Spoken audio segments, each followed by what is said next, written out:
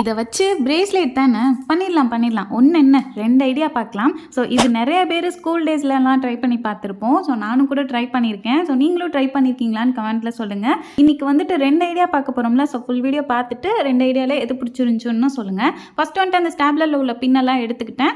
Next வந்துட்டு பார்த்தீங்கன்னா ஒரு சைடு இந்த மாதிரி ஓப்பன் பண்ணிக்கிறேன். இது கையை வச்சு ஈஸியாக ஓப்பன் பண்ணிக்கலாம். ஏன்னா அந்தளவுக்கு தின்னாக தான் இருக்கும் அந்த பின்னு. நெக்ஸ்ட்டு இன்னொரு பின்னை அந்த ஓப்பன் பண்ண இதில் மாட்டி விட்டுக்கலாம். இதே மாதிரியே ஃபுல்லாக வரிசையாக செயினாக மாட்டி விட்டுக்கிறேன். அவ்வளோதான், ஃபைனலாக ரெடி. இப்போ இதை இன்னும் கொஞ்சம் டிசைனாக வந்துட்டு கொஞ்சம் லைட்டாக ஒரு பின்னை வந்து பெண்ட் பண்ணி விட்டுக்கலாம். ஒரு பின் விட்டு ஒரு பின் வந்துட்டு பெண்ட் பண்ணி விட்டோம்னா ஒரு மாதிரி ஹார்ட் ஷேப்பில் வரும். அந்த மாதிரி இது பண்ணி கையில் போட்டு பார்த்தேன். ரொம்பவே சூப்பராக இருந்துச்சு. இது ஃபஸ்ட் ஐடியா. செகண்ட் ஐடியா பார்க்கலாமா? அதுக்கு வந்துட்டு பின்னை வந்துட்டு ஸ்டாப்லரில் போடாமல் நார்மலாக இந்த பின்னை ஒரு பின்னாக தனியாக எடுத்துக்கிறேன்.